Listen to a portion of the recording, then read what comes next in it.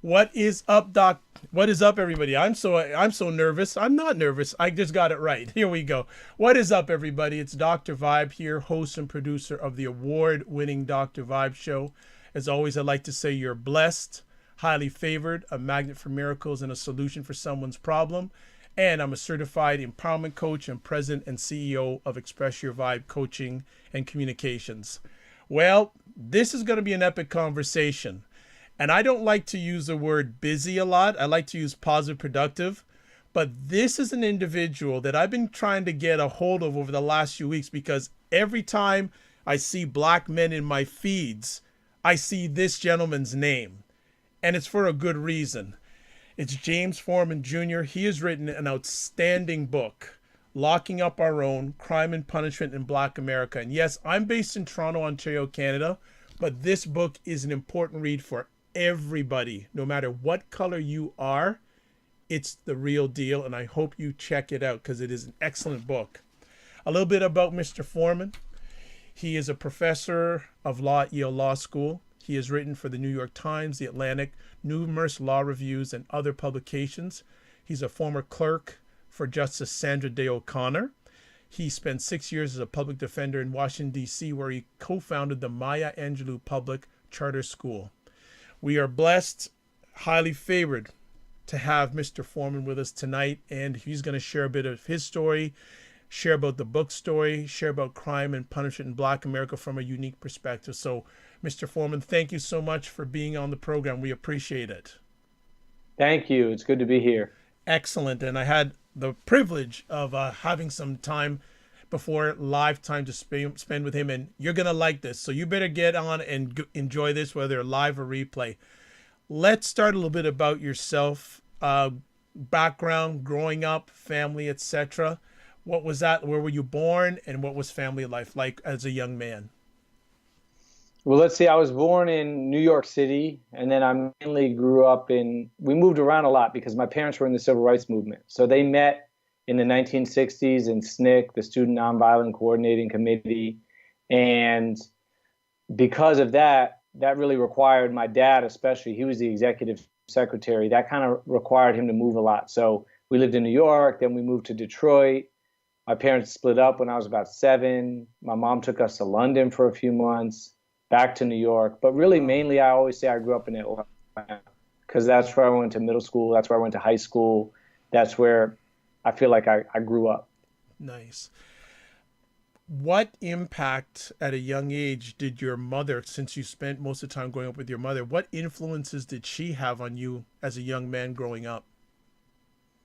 Well, my mom was very political, and so really everything in our house was about politics and about choices. So just to give you one example of something my mom did, which I think is pretty unusual,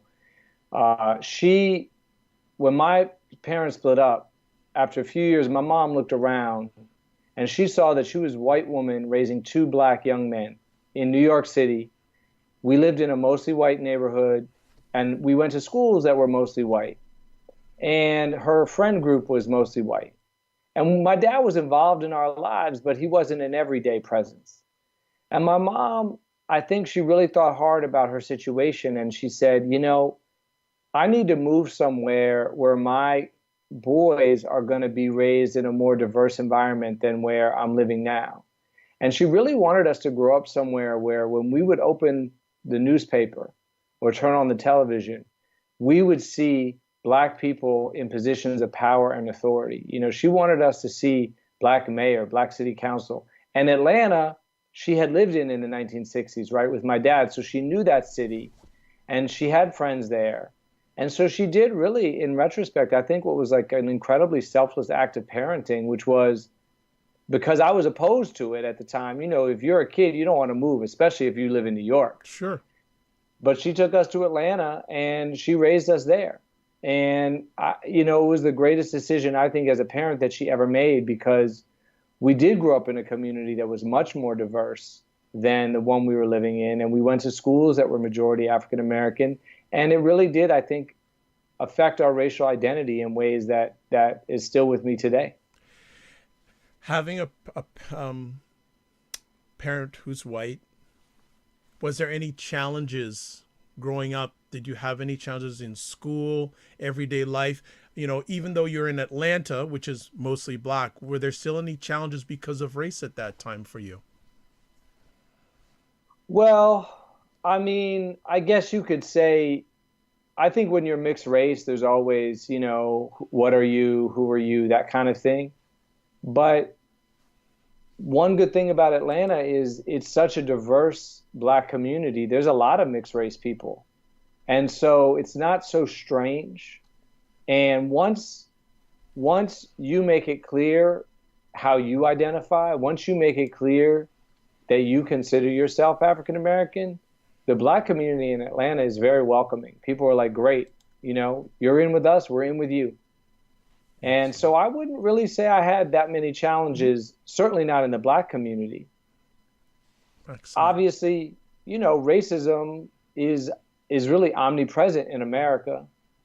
You have some protection from it if you're light enough that sometimes white people don't even know that you're black, or they might look at you and think, well, is this guy from like Brazil or Greece or Yeah. like what, Italy? Like, what is he, And so you get a little bit of protection from that. Like, I know that I'm not subjected to racial profiling, for example, driving in the same way that, a lot of my brothers who are darker are. So, you have to be, aware of the benefits. And of course, there's color discrimination in Black America. We know this, right? And so as a kid growing up in the South, in the Black community, there's benefits. There's undeniable benefits that you get.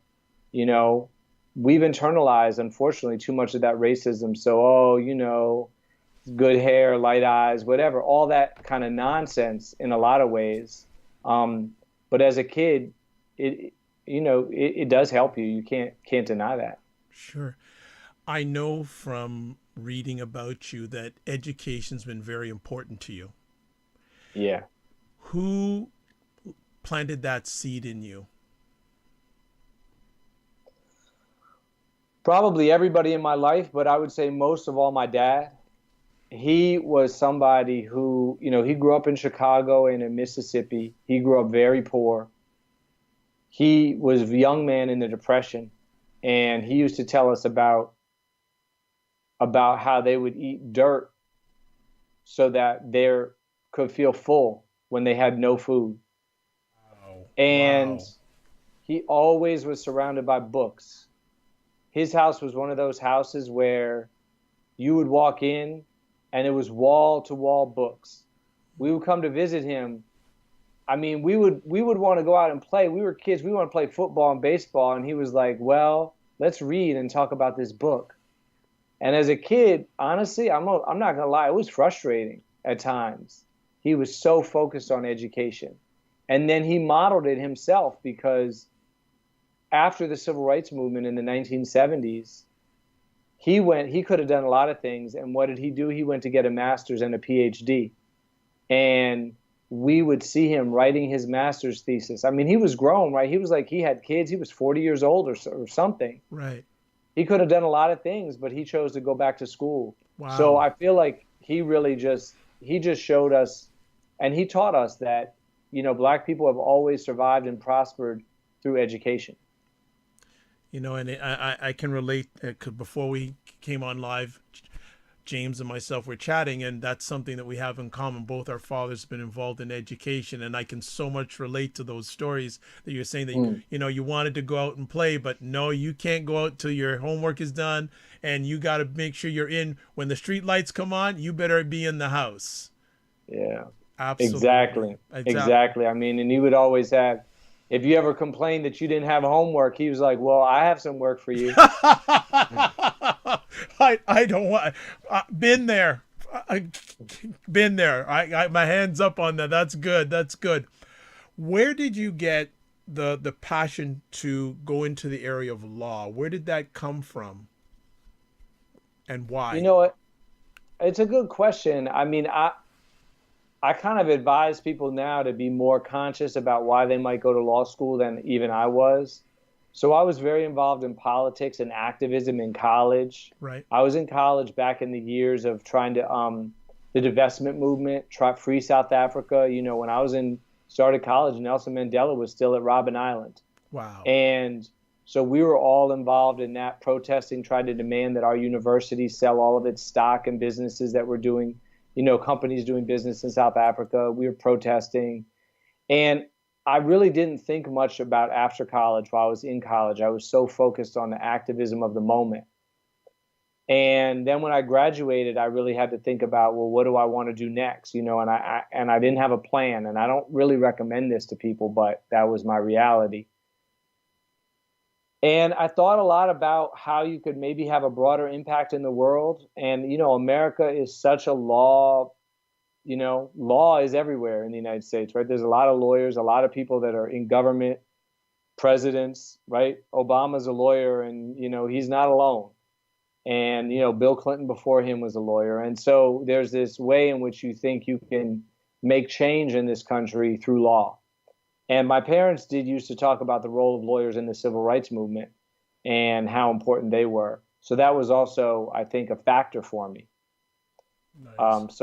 Yeah, I kind of felt like if I wanted to make an impact on racial justice, make this country more fair for all people, especially people of color, especially black people, that law was one way that I could do it.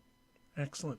Was going through and graduating from law school a challenge, or was it something easy to handle? Oh, it was a challenge. I mean, college was a challenge because I went to a high school that was a great high school, but it didn't really produce. I mean, it was it was great in the sense that it was a very affirming place, but it wasn't the most academically rigorous place. And I wasn't prepared for the work of college. And I think I caught up a lot in 4 years, but I would say when I got to law school, I was still a little bit nervous about whether I could kind of hang in there. I don't know if there's this very silly movie, but it has one really good scene in it. It's called Legally Blonde. It came Yep. out over a decade ago. Yep. Remember it. So there's this one amazing scene where in the beginning of the movie, Reese Witherspoon, right, who's the star, she's sitting around with a group of people, and this is supposed to be Harvard, but Yale, where I went, is the same thing. And they go around to introduce themselves. And the first guy is like, I graduated college in a year, you know, Phi Beta Kappa, and I was so smart that they renamed the college after me. And the next person is like, well, I redesigned, you know, I challenged and rewrote Einstein's theory of relativity. And they go around like that. And that's kind of what arriving at Yale was like, which is that everybody seemed to be smarter than the next person. And so it was very intimidating. But, you know, I realized after a while that I could do the work, because a lot of times it's taught, you know, a lot of times people are putting on a show. But once you realize you do the work, you turn in your first exams, you get good grades, and you realize, okay, you know, I'm okay. And then really, honestly, the one thing that challenged me most about finishing law school wasn't academics. It was that when I was a second year in law school is when they showed that video of a guy being beat mercilessly by the LAPD. Rodney King. And we learned his name was Rodney King. Yeah. And the beating was bad enough, but the harder time was a year later, a month before I was set to graduate, when the jury acquitted him. Yes. Or acquitted the officers that were charged with beating him. And remember, people don't realize it now, but at the time, we all assumed the officers would be convicted because this was the first video. And we knew it happened, but now it was on video. And I remember the conversation. It was like, well, of course, these guys are going to get convicted, but what about when they're not on video? And then they were acquitted. And it was like, wait a minute. And I remember talking to my dad, because my dad was himself beaten by the LA police, and he writes about it in his book, The Making of Black Revolutionaries. He was beaten by them in the 1950s. Wow. And now it was the early 1990s. Another black man was being beaten by the LAPD, and they weren't being punished either. And I was saying to my dad, what's the point of even studying law? Like, what's the point of the civil rights movement if we can't get protection when it's caught on video? Right. So that was emotionally a very challenging time for me. And really the only reason I made it through law school, I'm going to be honest, I almost dropped out, not intentionally, but I was almost like a walking zombie for a week after the verdict. And the dean of the law school saw me in front of the building one day. A guy named Guido Calabrese. He really saved my life. He's a legal giant, and he was the dean. He's busy. He saw me, and he said, "James, are you okay?" And I said, "Yeah, I'm okay." I tried to pass it off, but he could tell I wasn't. And he stopped me, and he said, "You don't look okay." And we walked into his office, and I started crying. And he hugged me. And I'll always remember him, and I'll always love him for that, because this isn't what he got hired to do. You know, he wasn't thinking, "Oh, my job is to save somebody who's struggling in that way."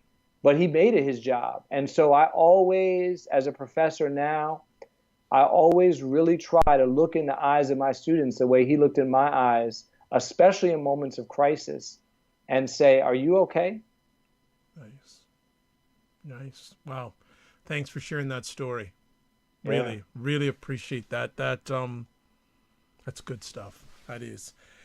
So after you graduated from Yale, correct me if I'm wrong, did you first serve as a public defender in Washington, or were there stops before that?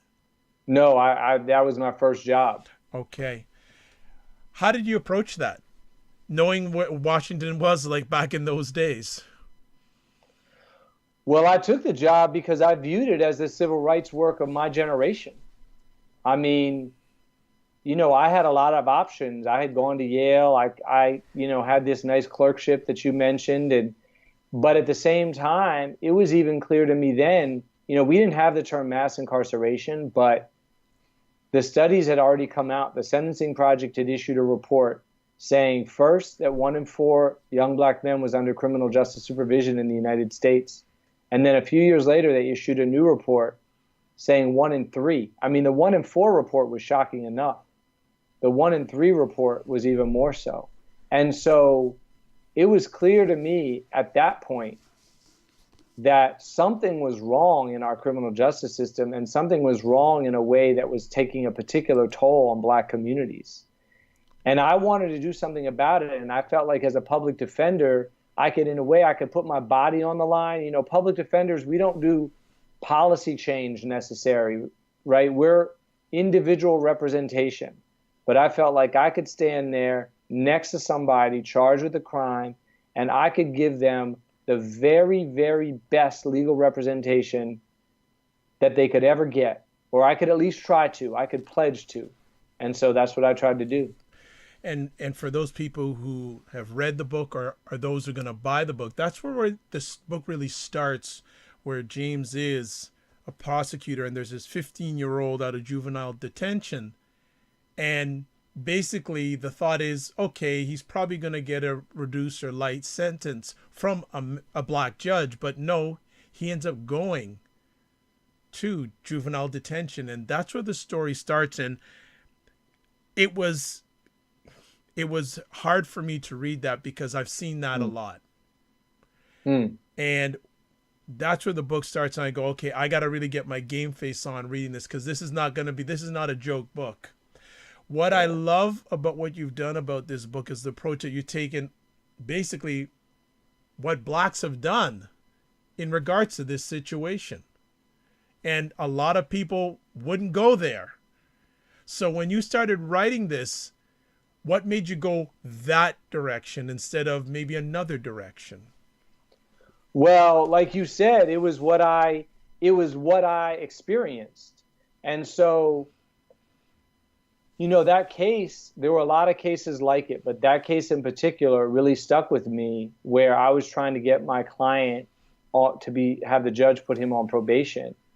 And I had letters from teachers and counselors and his mom. My client, I call him Brandon in the book. I changed names for privacy purposes, but I was trying to get him released. And then a black prosecutor was asking him to be locked up. And the black judge who had to make the decision, he looked at Brandon and he said, "You know, people fought and marched and died for you to be free." Right. The judge said, "I remember Jim Crow.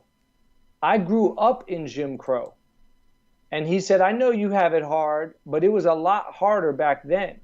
People died for your freedom. Dr. King died for your freedom." And he didn't die for you to be out there running and gunning and thugging and carrying on and embarrassing your community, embarrassing your family.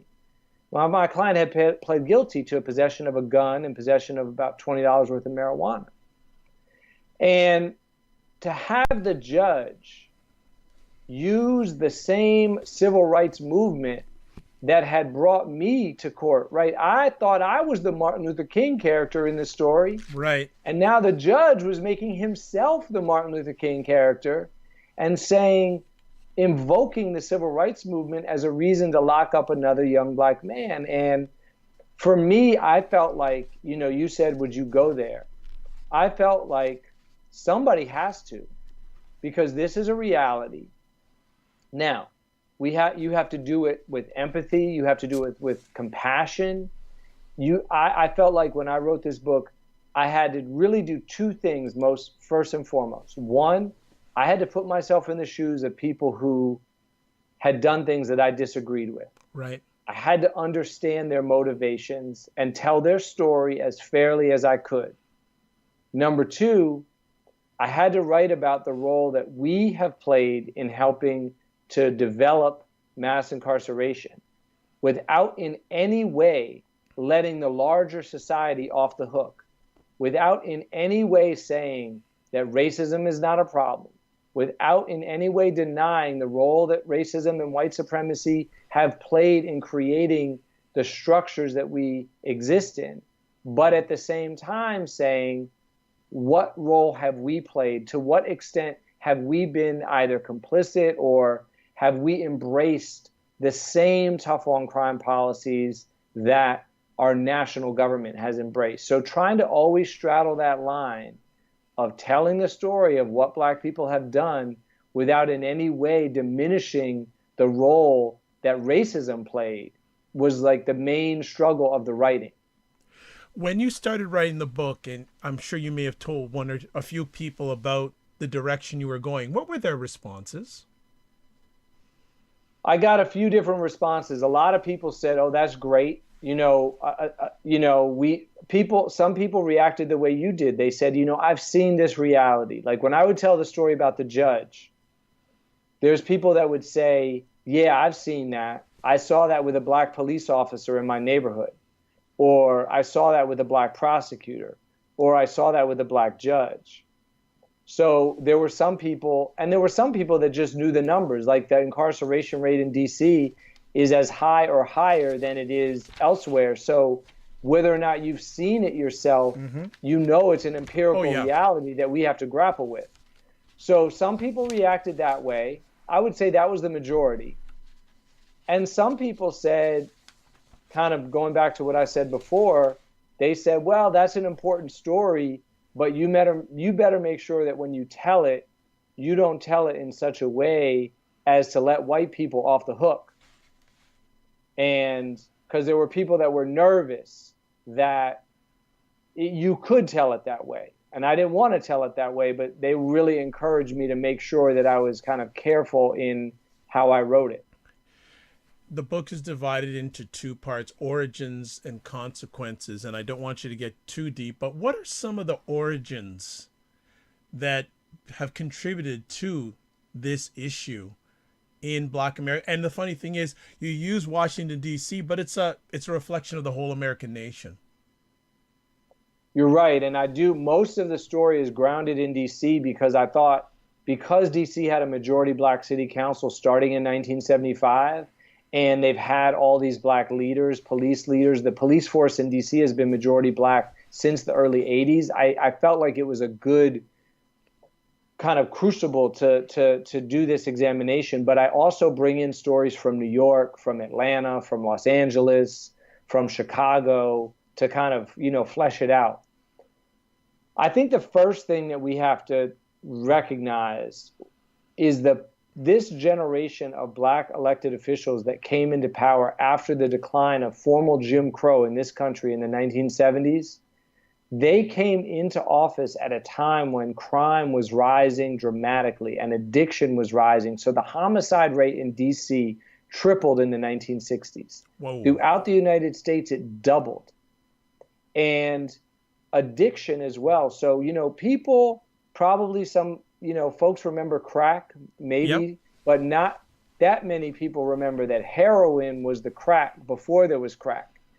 So in the 1960s, they tested everyone that was entering the DC jail for heroin. And in early 1960s, 3% of the population tested positive.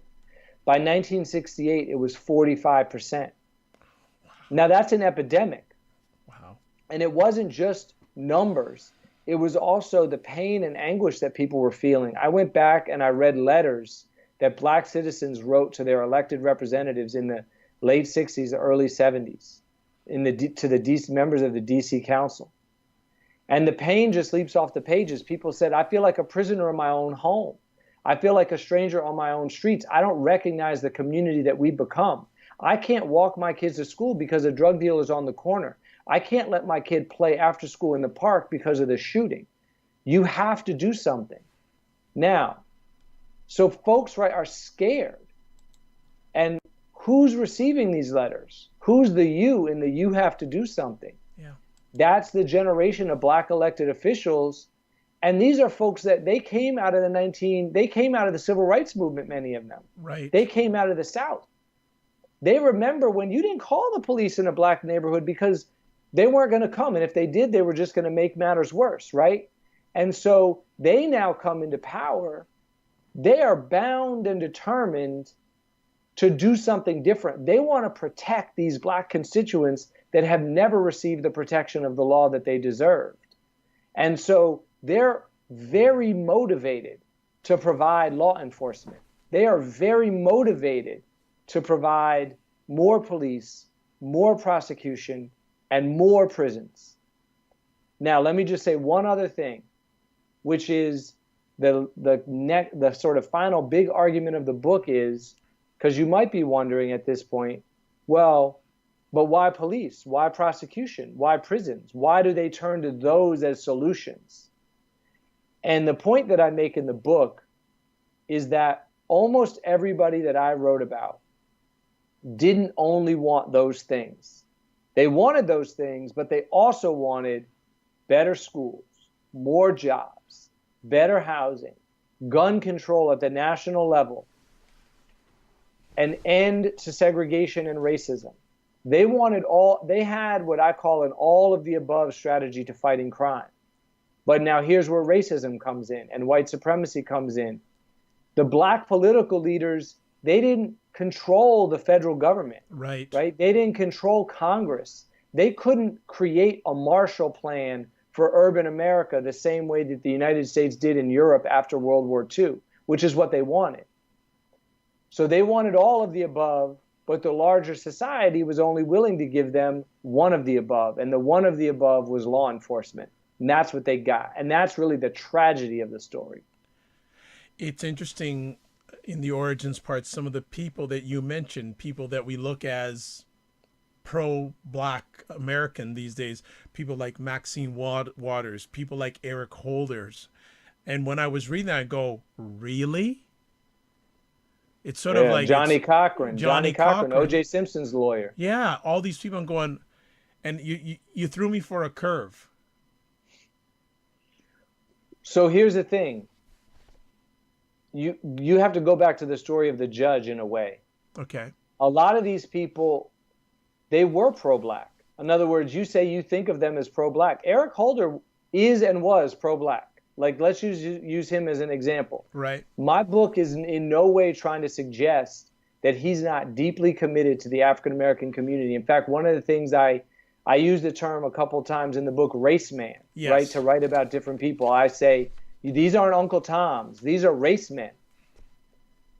One of the, I think, to me, most interesting findings of the book is the motivation that people had for supporting policies that we now might criticize. So let's just use marijuana criminalization as an example, right? The first chapter of the book is about marijuana decriminalization, which was something that the DC Council took up in the mid-1970s, and a number of states decriminalized marijuana in the 1970s. They later went back and recriminalized it, but there was a movement in the 70s to decriminalize. And in DC, the opposition to decriminalization didn't come from white conservatives. It came from black ministers who said, we love our black children, and we are aware that racism is endemic in American society. Mm-hmm. And as a result, our children have to be twice as good. They don't have the same luxury. They don't have the same margin for error, right? The kid in the suburbs, that middle-class kid, they can, if they become addicted, their parents can afford a residential drug treatment program for them. But we can't. So our kids have to stay clean. So this is a fascinating thing to me. It wasn't that, if you had asked me before I started writing this book, I would have said that there were black people that opposed marijuana decriminalization, I might have thought, well, they just didn't care about the community, or they were just, super conservative. But it wasn't that at all. They opposed it out of love for black youth. I think it was a mistake, but I really do understand their motivations, and I think that's, to me, one of the constant things that I was doing in this book is trying to figure out, like, where were folks coming from? Right. And in a shocking number of cases, they were coming from love. Love, but not enough power. That's right. And also, I think, like, African Americans, a lot of times we tend to think about African Americans as distinct, right? Because they're we're separate from the larger society in certain ways, right? There's certain attitudes where we maybe tend to be more progressive on this issue or that issue, right? Look at the presidential elections, right? But African Americans are Americans too. Right. And as Americans, we consume the same media. We are infected by many of the same biases. We suffer the same constrained imaginations, right? Americans have a very limited imagination when it comes to how to solve crime problems. We always turn first and foremost to the criminal justice system. Right. Yep. We don't think about these things as public health issues the way you're actually more likely to do in Canada and more likely to do in some European countries. And so we made the same mistakes. Wow. Well, time is flying, and I know there'll be stuff we won't get to cover, but that's why you buy the book. What are some of the consequences of what the research you've done, and were there any consequences that caught you by surprise that you weren't aware of? Well, I think that the thing that probably in recent years that I've become most not surprised by, but better educated about is this, there's this very clinical term, which I don't like, that people use, called collateral consequences, right? And this is not the punishment itself, right? Not the prison term, but all the things that come with a conviction. You lose your right to vote. You lose your right to serve on a jury. It's harder for you to get public housing. It's harder for you to get a job. It's harder for you to get a student loan. One of the things that, I wrote about in the chapter where I talk about Eric Holder, he supported this policy called pretext policing, which is where the police use any justification they can. Your tail light is broken, you're driving too fast, you're driving too slow, you stopped at the stoplight too long, you stopped at the stoplight not long enough.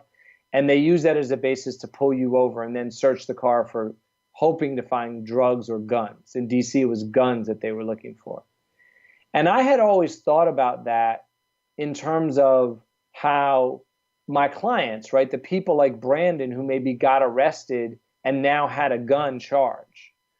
But what I didn't think about as much until I was working on the book, and it caused me to go back and think about some of my other clients, is the people that never got a charge. They didn't get a gun charge, but they maybe got arrested. So one of the people that I write about is a woman named Sandra Dozier. She was stopped on one of these pretext stops. The police found a little tiny bit of marijuana in her car. She was arrested, but then they actually released her and the case was dismissed. But she was an employee of a corporation, FedEx, which had a rule that if you got you had to get a certificate of clean record before you got off probationary status. And even though she had done amazing work and her supervisor liked her, when she went to go get her certificate, it pulled up that she had this arrest and they fired her. And that, to me, those kind of cases, the cases that are down the line, like not the intended consequence, right? But like Eric Holder, he didn't want Sandra Dozier to lose her job. He wanted to get guns off the street. But when you set up a system where we're going to police these communities much more aggressively, we're going to stop and search all these cars, and then you add to that private employers who can fire you for no reason, including just an arrest that gets dismissed, you create a system where it's so much harder for people to stay connected to society, to get jobs, to keep jobs. So it has these like community-wide ripple effects that I don't think anybody initially intended, but have been so devastating to Black people. I want you to go deeper on this, because not only has it been consequential for the Black community, what has it been consequential, and you bring this up in the book, to America as a whole? I'm glad you asked that, because, one of the things that, this book isn't particularly about, but it's worth noting that we have a lot of white people in prison in this country, and they're almost all poor. And so in a way, to understand what's happening in our criminal justice system, we have to keep race and class kind of both front and central in our understanding.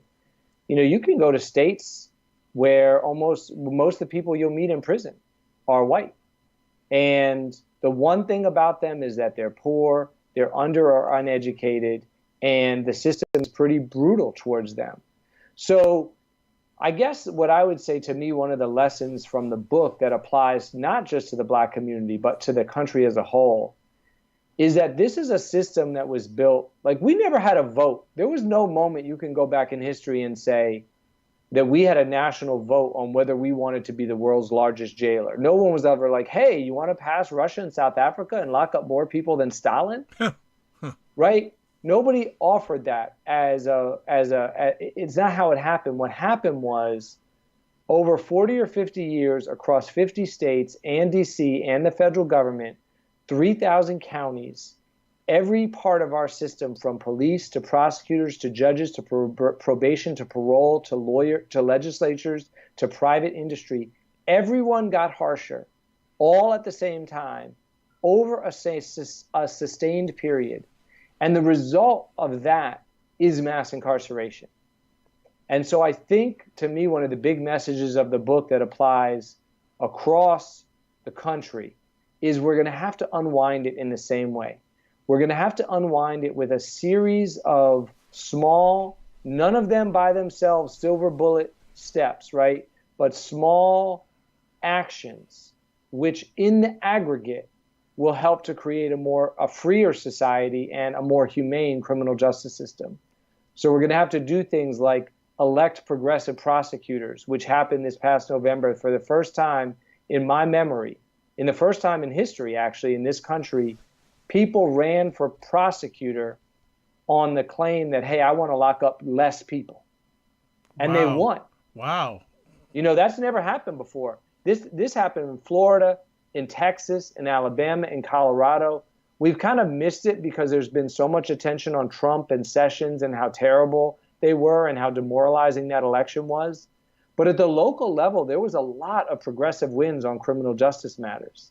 And there's a race for a district attorney in Philadelphia that's coming up next month, where there's a guy whose career has been as a civil rights lawyer, and he's running for prosecutor. You didn't used to run for prosecutor and say, my qualifications for being prosecutor are that I was a civil rights lawyer. People would have laughed you off the ballot. But he might win. If folks turn out, he will win. So it's things like that, which, okay, that by itself is not going to get 2.2 million people out of prison, right, and restore some level of sanity to our country. But those kind of things across the country will. One other thing that if I could just to No, mention that please. Hey, it's. I want you to drive the ship. Please do. okay, one other thing that I feel like is so important to me that when I go out and talk to people about this, because a lot of people aren't lawyers, right? I just mentioned prosecutor, but you're not a lawyer. But most people do they are an employer or they are an employee of a company, right? Well, what is your company's policy about hiring people that have a criminal record? True. There's, the Ford Foundation is a great foundation. They do a lot of work on criminal justice reform around the world. And their leadership went to a prison in New York State and they presented their work. And one of the prisoners raised his hand at the end of the presentation and said, "That's really interesting. I just have one question. When I get out, could I get hired at the Ford Foundation?" I would have loved to seen that response. Right. Now, the answer was no, but to their credit, they went back and they scrubbed their HR policy from top to bottom. Wow. They got rid of the exclusions and all the things that would have made it possible for really his application to even be considered, let alone hired. But then they went further than that. They set up an internship program to go reach out and hire people affirmatively, to reach out to people, to advertise, hey, we're looking for interns, including people that have criminal records. We're going to bring you in on a paid internship. And if it works out and you do a good job, we would consider hiring you for a full-time position. Those are the kinds of things that we're going to have, all of us that work in a company, we're going to have to go to our boss, or if we're the boss, we'll have to do it ourselves and say, I want to do the same thing. That message definitely comes out when you're reading the book. I want to take a look at it now. You have the book on this side. You have the state of America on this side. Is it like this or is it like this? Is there hope of it getting like this after you read this book? I would say it's like this. It's pretty far apart. Yeah. But it's going like this, slowly, slowly, slowly moving closer. So we still have a long, long way to go, but we're moving in the right direction. And you mentioned it there. You say it has to start at the grassroots level. It does. And another thing that it's going to have to be led by people that have been in the system. You know, Glenn Martin, he's the founder of Just Leadership USA. Know of him. He says that those closest to the problem are closest to the solution. And I agree with him. Historically, we have so stigmatized people with criminal convictions in this country that we don't even allow you back into the public square, let alone give you a leadership position to speak on criminal justice issues. Now, there's exceptions to this. If you're really rich and wealthy and it helps to be white, like Martha Stewart, you can come back from having a criminal conviction. But for most people, for poor people, for people of color, we exclude you. But in recent years, that's changed.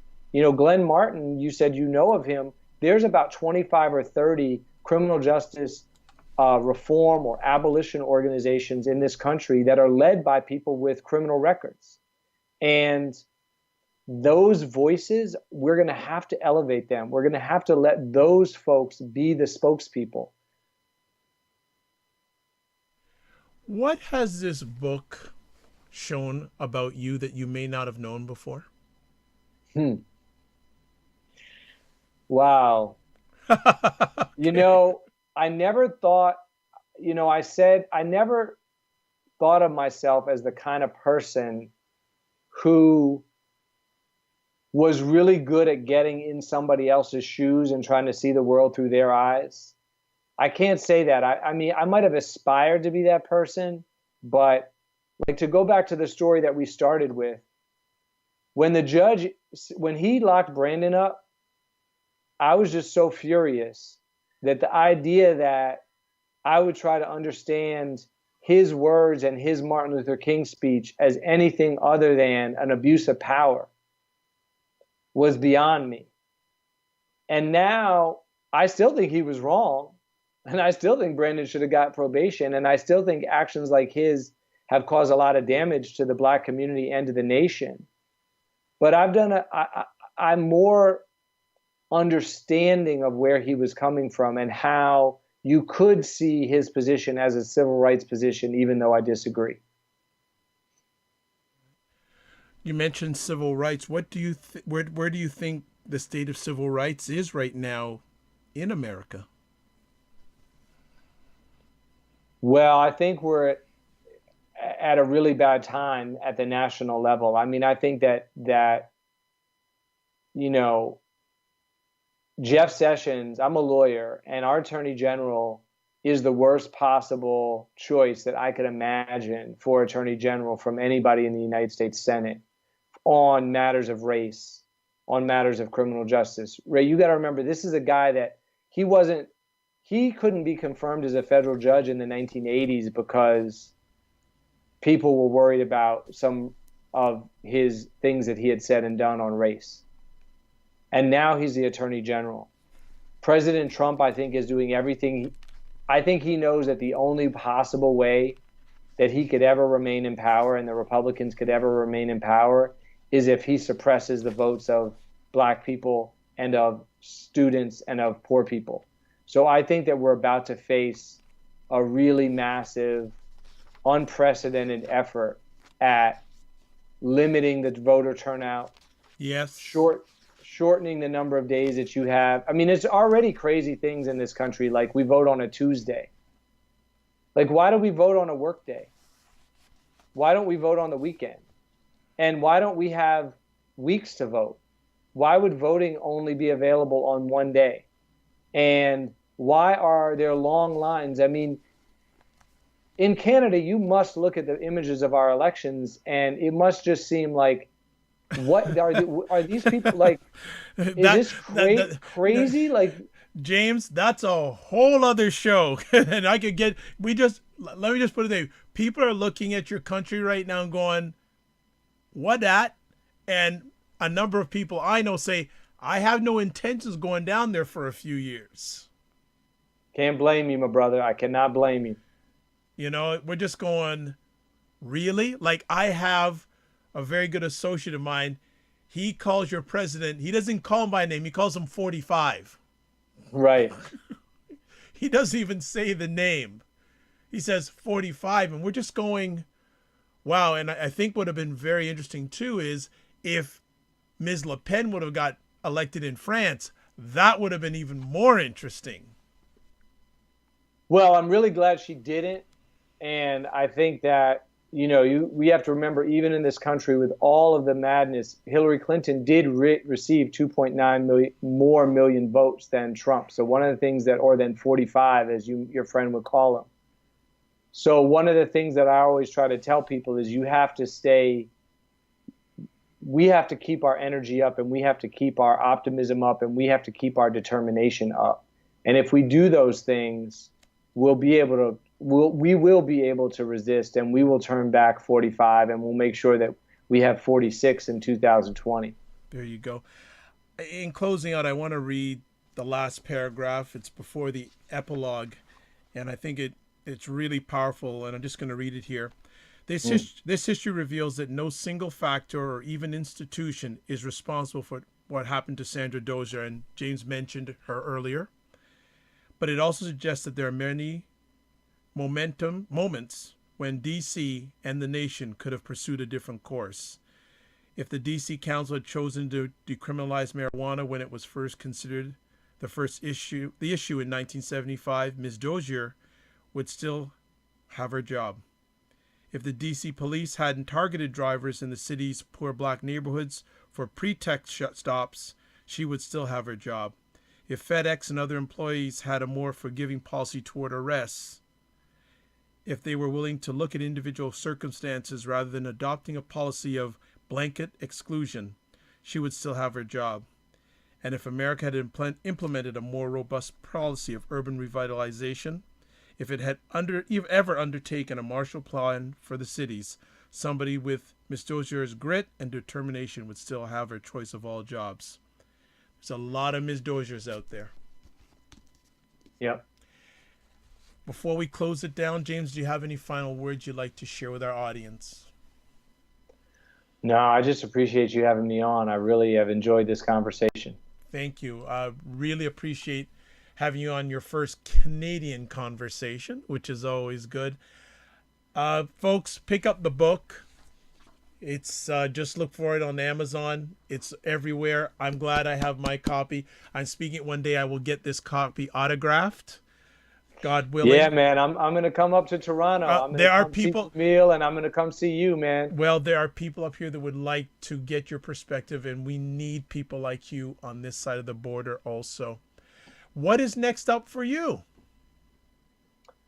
Let's see. Next up for me is I'm getting closer to you. I'm going to Seattle next week. Well, Seattle's on the other side of the country, man. That's farther away. You're closer to me now than Seattle. Seattle's way out west, man, but it's close to Canada. You're right. I'm close to Canada. I Yeah. know it's not. I know enough about my Canadian geography to know it's not close to Toronto. Fantastic. And what's going on in Seattle? I'm going to be speaking at next Tuesday. I'm going to be speaking at Town Hall in Seattle. I'm going to be giving a talk about the book, and yeah, that'll be it. Did you think, and I said at the front of our conversation, you would be so busy with this book? And I'm saying I'm saying that as a compliment because I think it's fantastic. Like, I mean, you are everywhere, and everywhere for the right reason, by the way. I'll be completely honest with you. I did not. I'm stunned and shocked and thrilled, of course. But I wrote a book that I was hoping to reach a broader audience with. I wrote it in a way that has stories, that has characters, that has a human element, because I wanted to do more than tell a law story or a history story. So my dream was to reach a broader audience. And I tried to write in a way that was very accessible. To me, the thing that I've been most gratified by are people that say, I'm not a lawyer. I just picked up this book and I got into that first story about Brandon and the judge. Bam. And I was hooked. Same here. So no, I did not expect this, but I'm really happy that it's happening because it's allowed us a way to have this important conversation. Fantastic. Well, we will close it out on that. Everyone, please pick up the book, and God willing, if he slows down in the next few months, we're going to have him on again. It's been an honor and a pleasure. It's Dr. Vibe here, host and producer of the award-winning Dr. Vibe show. As always, I'd like to say you're blessed, highly favored, a magnet for miracles, and a solution for someone's problem. If you want to catch any of my conversations, best place is to go to the website, www.drvibeshow.com. You can also contact me via Twitter at drvibeshow and email address dr.vibe@drvibeshow.com. You can catch replays of my conversations on various platforms such as YouTube, and please subscribe to the channel. And I appreciate everyone who's subscribing to the YouTube channel. That means we're doing some good stuff. Also, you can listen to stuff at the Good Men Project, iHeartRadio, Apple Podcasts. I really got to get that into my head. I'm not used to saying Apple Podcasts. iHeartRadio, Tuned In Radio, Stitcher Radio, WJMS Radio, all over the place. I'm Google-licious. Put in the Dr. Vibe show in your favorite search engine, and you'll see me, my face at least, maybe not. So, just closing up, you're blessed and highly favored. You're a magnet for miracles. You're a solution for someone's problem. Also, if you are interested in getting a complimentary 30-minute empowerment coaching session, touch base with me. And finally, remember, sometimes you have to get smaller to get stronger, and let's all wish that James has nothing but positivity wherever he goes going forward. God bless, peace be well, and keep the faith.